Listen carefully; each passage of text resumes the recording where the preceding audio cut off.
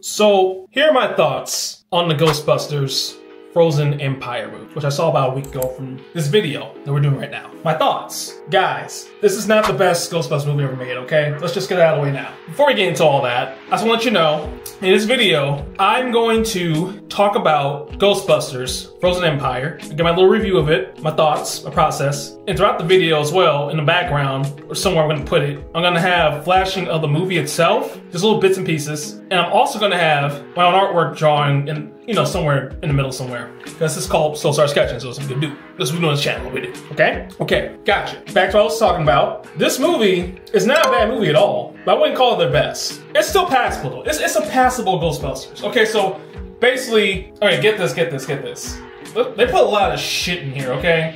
They packed a lot of stuff in this movie, man. I'm telling you right now. It's not the best though. So, what happens in this movie? The movie starts in the 1900s. We discover that this weird demon has been released and frozen solid a whole society of adventurers club that we later learn about. And they stood no chance. They got frozen to death. Except one person who's wearing this chic style, like brass made, I don't know what that is. I guess it's a veil or something? I don't know what's going on with that. Kind of explain the movie, but not really explain, but you know what, whatever. You get the point of what I'm trying to say. Maybe. But anyway, so this demon, right, that's been trapped inside this sphere is being transferred over to Ray Stantz, who runs his own little spooky shop now, along with that kid from Afterlife called his nickname Podcast. They really call him Podcast. Okay, fucking whatever, dude.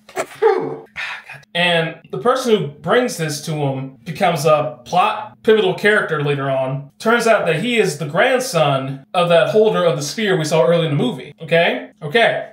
Got it. Now, throughout the movie, when it begins to, the Spengler family, which is Egon's daughter, granddaughter, and grandson, followed by Paul Rudd, who was previously their science teacher, who's now, I guess he became part of the family officially because him and Egon's daughter, they got busy, okay? And they're now married. They're married now. Okay, fuck it. I would like to have a little something to connect this. As I watch the movie too, by the way, many segments throughout the movie feels like it should have been part of a mini-series instead. Nothing wrong with that, but feels like they put a string of mini-series together and made it into a movie. That's what it feels like I was watching that movie. Okay? Now, I want to talk about the main thing people are talking about regarding this movie, which is the LGBTQ message that's subtle or not so subtle, which is Phoebe Spengler, who was in the last movie, Afterlife. By the way, I like her character. She's very endearing. She's a smart, brilliant kid. She's at the same intelligence levels as Egon was, who was her grandfather. So in case you didn't figure it out on your own, I'm just going to say it because the movie won't say it, but it's kind of dancing around all this nonsense bullshit. Yeah, Phoebe is, I won't quite say gay,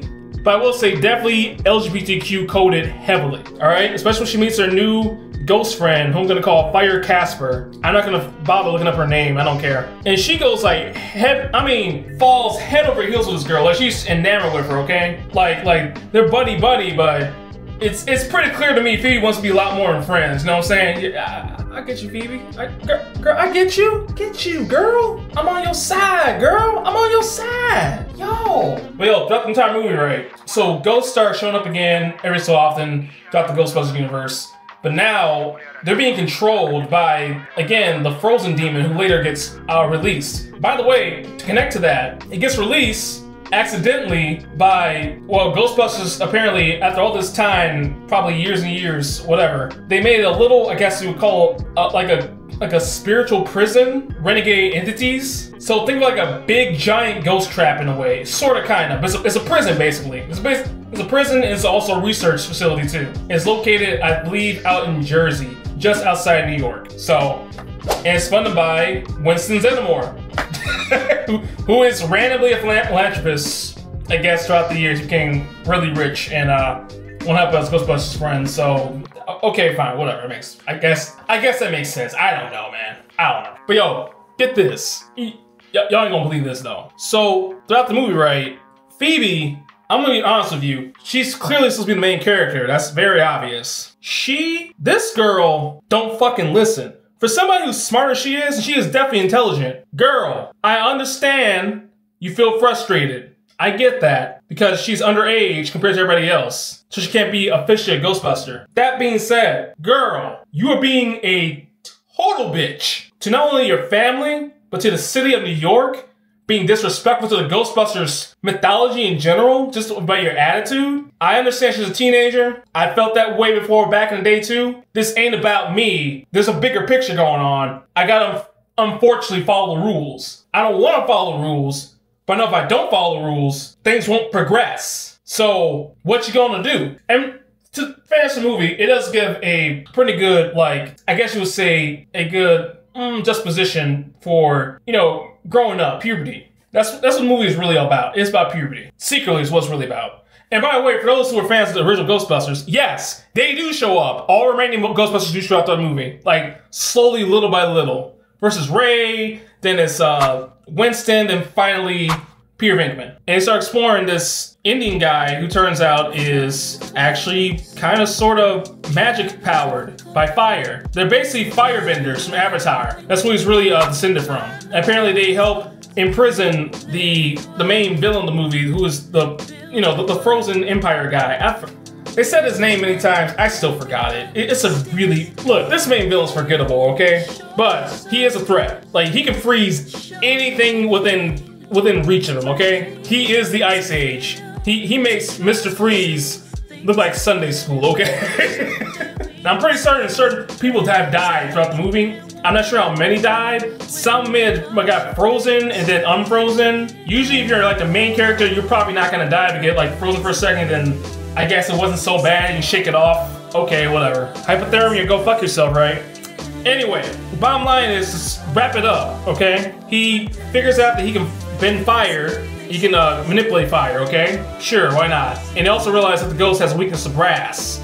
Okay, fine. That's fine. I guess brass has this property just like iron for magic beings.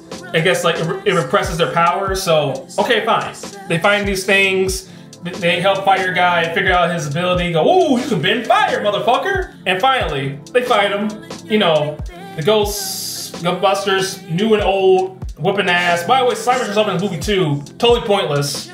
They give Slimer nothing to do, man. What the fuck? Oh, and also get those little tiny marshmallow guys from the last movie that were kind of pointless. Whatever. Whatever.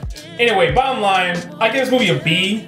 It's a solid B. It's a B movie, okay? And nothing wrong with that, but I expect a little more from Ghostbusters. So, a little disappointed, but still pretty okay. If you're a Ghostbusters fan like I am, you're probably gonna enjoy the fuck out of this regardless. Because there's a lot of callbacks for the entire movie. I mean, bro, there's a lot of callbacks. Have you seen the movies? Yeah, especially part one, obviously part one. There's a lot of little cameos and certain actors who are still alive to this day, surprisingly, who can reprise their roles. Go figure, right?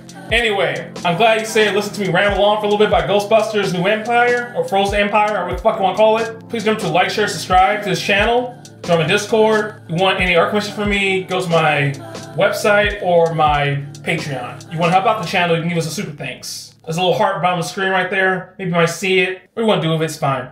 Anyway, take care. I'll see you later.